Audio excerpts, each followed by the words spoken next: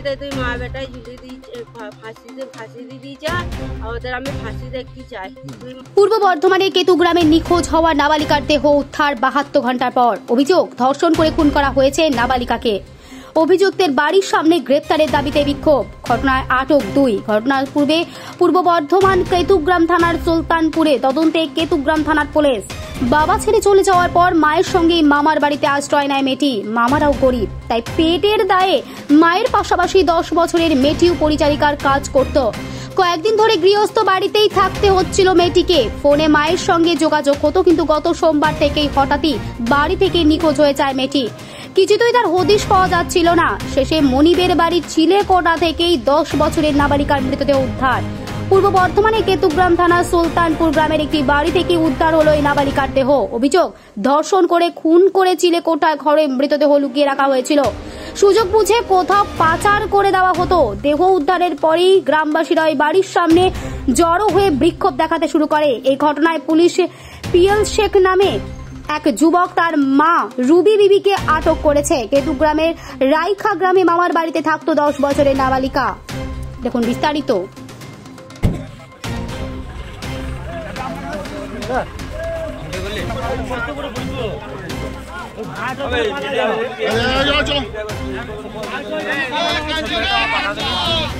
ঘটনাটা হচ্ছে রাইখা সাহাপাড়া বাড়ি, বাচ্চা মেয়ে, গরিব মানুষ, মানে গরিব ফ্যামিলির মেয়ে।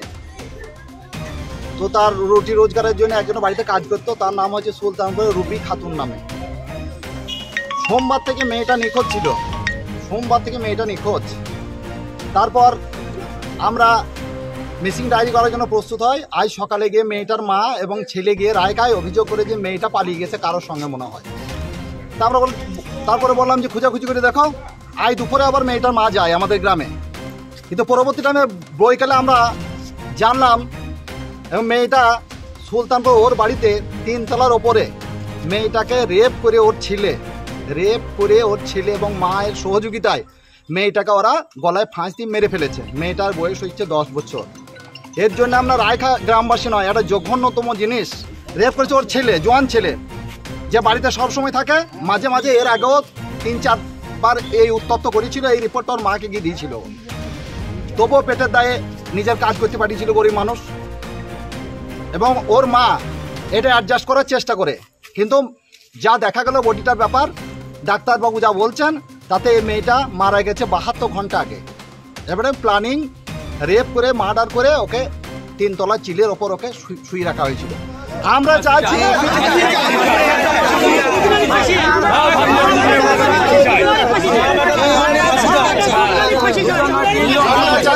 এই জঘন্যতম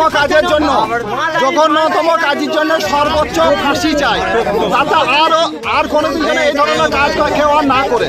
আমার নাম মোহাম্মদ জাহাঙ্গীর, রায়খাবাড়ি। তারপর আমরা মিসিং ডায়েরি করার জন্য প্রস্তুত হয়। আজ সকালে গিয়ে মেয়েটার মা এবং ছেলে গিয়ে রায়কায় অভিযোগ করে যে মেয়েটা পালিয়ে গেছে কারোর সঙ্গে মনে হয়। তারপরে বললাম যে খোঁজাখুঁজি করে দেখো।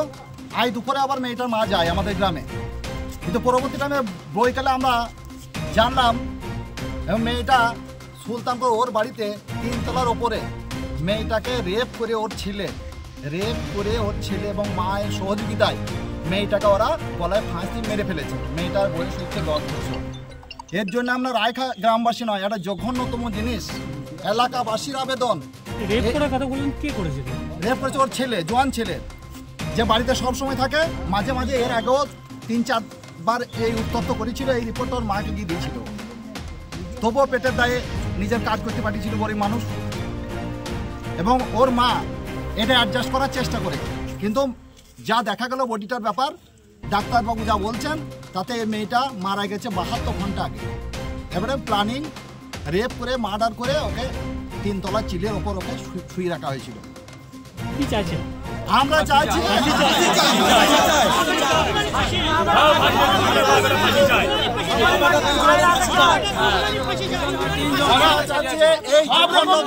এই জঘন্যতম কাজের জন্য সর্বোচ্চ ফাঁসি চাই, তাতে আর কোনোদিন এই ধরনের কাজ কেউ আর না করে। কোন 2 নম্বরে জড়িত ছিলেন? হ্যাঁ, আপনার নাম? আমার নাম মোহাম্মদ জাহাঙ্গীর। ওইসব পশুকে দেশে বাঁচিয়ে থাকার কোনো দরকার নাই।